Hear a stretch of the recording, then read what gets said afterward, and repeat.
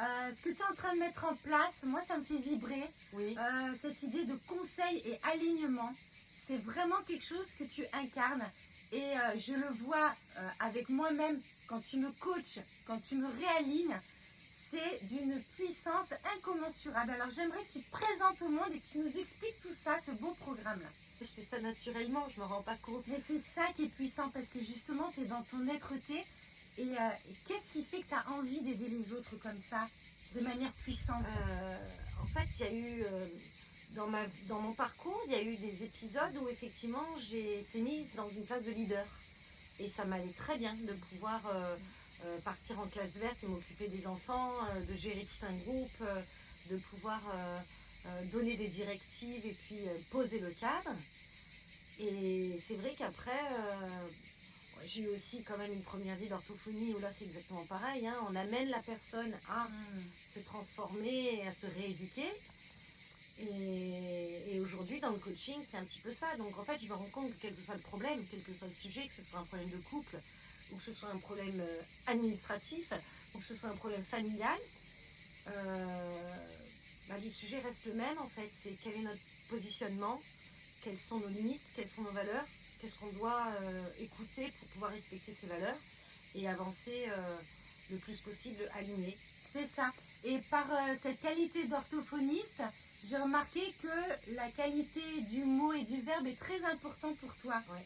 Moi j'ai pris conscience que... Alors ça c'était même avant d'être orthophoniste, hein, puisque en étant enfant j'ai souvent entendu le tais-toi, parce que j'étais une vraie pipelette, hein, c'était pas mal, mais je parlais souvent pour ne rien dire. Et c'était très frustrant pour moi d'entendre le tais-toi, parce que j'avais besoin, vraiment besoin de m'exprimer. Et en contrepartie, j'ai vécu aussi des marques dans ma vie à cause de mots que j'aurais entendus. Et donc j'ai tout de suite, j'ai vraiment pris conscience qu'il y avait certaines phrases ou certains mots qui m'avaient été dits et qui sont marquants. Et en grandissant effectivement et en étudiant un petit peu les phénomènes de l'énergie des mots, on se rend compte que le mot peut être une arme, hein, ou un très bon médicament. Donc veiller à ces mots, veiller à l'intention et au poids des mots, c'est pour moi essentiel aujourd'hui. Et quand j'ai un consultant qui vient me voir, j'écoute ces mots et à travers ces mots, il y a tout le poids finalement du passé. Il y a, il y a cette teneur qui est dévoilée par la symbolique du mot, quoi.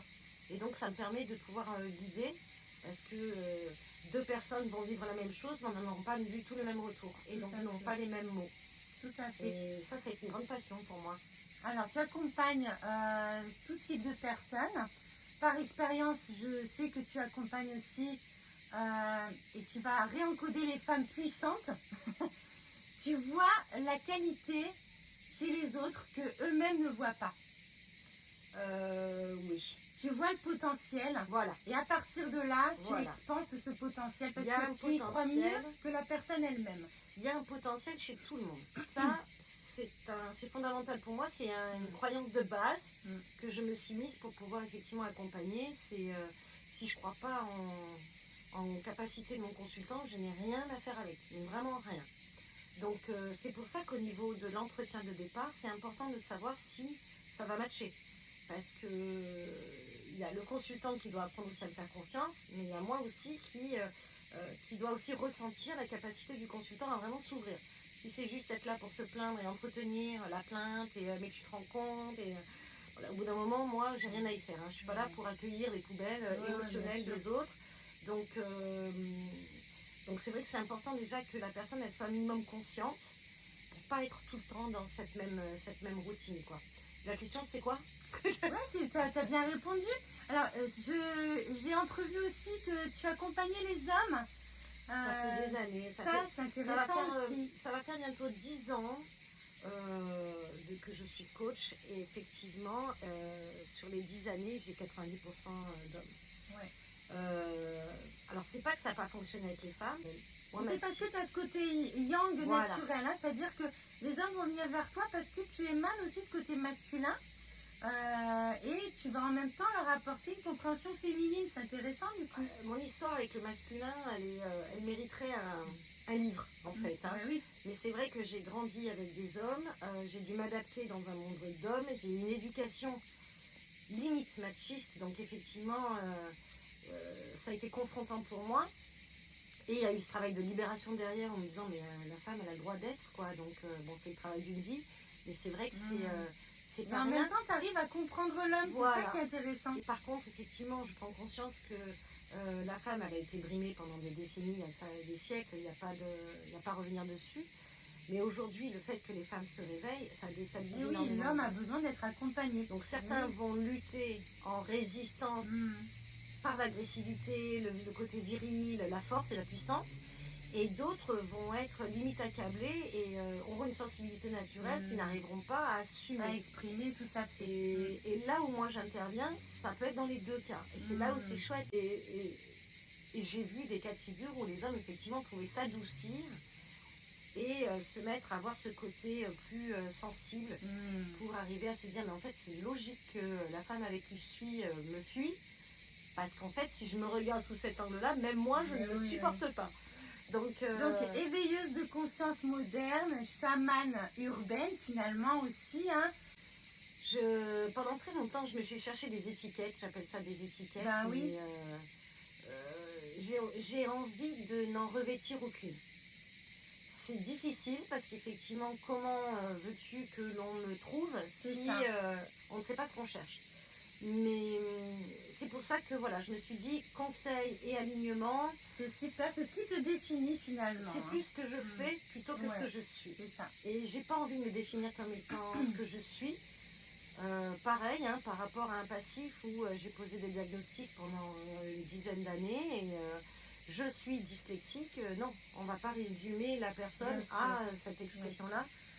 Donc c'est vraiment pour dire qu'on est tout à la fois et rien en même temps. Alors chamane urbaine, oui, parce que j'ai du mal en ville. Voilà, et puis alors c'est marrant parce qu'au moment où on dit ça, tu vois, on a les oiseaux qui passent.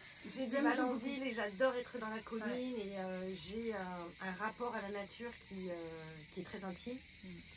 Donc oui, maintenant voilà, j'en suis pas à sortir avec mon tambour et à il n'y a faire pas besoin, mais cérémonies. juste montrer, inspirer, porter par toutes les images que tu transmets aussi sur tes réseaux. J'ai mis un point d'honneur à transmettre la beauté. Voilà. Et à ne pas oublier d'ouvrir les yeux parce que très souvent on peut être pris dans un engrenage de métro, boulot, dodo. Et j'ai eu une période de ma vie où le soleil, aussi beau soit-il, quand il se levait, je ne le voyais plus. Et il y avait tellement d'obscurité dans ma vie qu'on pouvait me montrer les plus belles choses au monde, je n'en avais rien à faire, ça me passait au-dessus. Et quand tout ça est revenu, je me suis dit, mais en fait, plus jamais, quoi. Plus jamais passer à côté d'un lever de soleil, d'un coucher de soleil, des petites choses. Des petites choses la de la conscience de la vie telle qu'elle est. Ça renforce énormément. C'est comme si je renaissais toute neuve tous les matins et que je me disais, bon ben voilà, aujourd'hui, je m'accapare d'un paysage comme ça et d'une rivière qui coule. C'est la pleine conscience. Être de plus en plus consciente un petit peu à chaque moment. Adopter la contemplation. Savoir voir le beau dans toute situation. Et même, quand je dirais le beau, c'est même le positif dans toutes les situations. Prendre de la hauteur. Et ça, c'est un jeu auquel je me régale aujourd'hui. Et donc, ça marche pas seulement dans mon boulot, mais aussi dans ma famille et avec mes amis, donc toi, où à chaque fois qu'on vient, oui, mais... Bah, c'est pas grave, je vais juste me changer de position et je vais montrer ce côté positif de regard. Et de dire, mais en fait, pas du tout, tu te trompes, c'est pas du tout un problème, c'est au contraire une opportunité. C'est exactement ça, et c'est ce qui fait que Sophie est une coach magnifique parce que elle te fait voir justement la situation sous un angle, mais d'une manière puissante et de manière positive, là où nous, quand on est englué dans la boue, on pense que tout est catastrophique. Le résultat, il est bluffant. Je parle en connaissance de cause. Où là où j'aurais tendance à être un peu Calimero et victime, je peux vous dire qu'elle te fait prendre responsabilité de ta propre vie.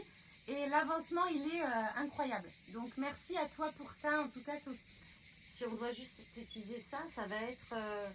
tu passes du stade où tu subis ta vie au stade où tu crées ta vie. De la survie à je la vis pleinement. On assume, exactement. On est responsable, on sort de ce statut de victime quel que soit le choix qu'on décide de faire, on l'assume derrière.